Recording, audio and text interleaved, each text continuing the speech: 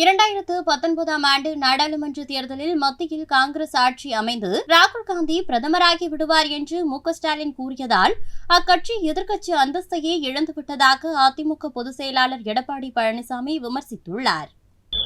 இன்றைய தினம் திரு ஸ்டாலின் அதிமுக பற்றி விமர்சித்திருக்கிறார்.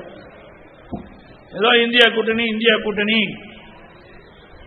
கூட்டணி தான் இந்த நாட்டை ஆளப்போவதை போலவும் அதிலே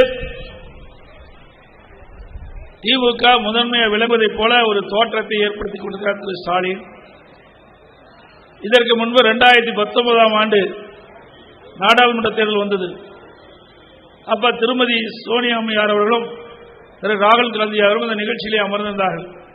அப்பொழுது ஸ்டாலின் பேசிக் கொண்டிருக்கின்ற பொழுது குறிப்பிட்டார், இன்னைக்கு அப்ப திமுக கூட்டணி காங்கிரஸ் அதில் இடம்பெற்றது.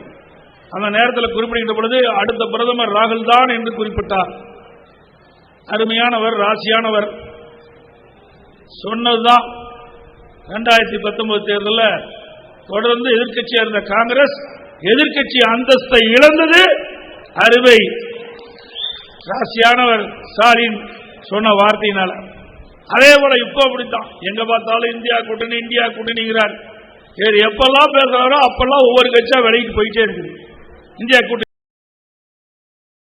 செய்திகளை உள்ளது உள்ளபடி தெரிந்து கொள்ள ரெஃப்ளெக்ட் நியூஸை சப்ஸ்கிரைப் பண்ணுங்க.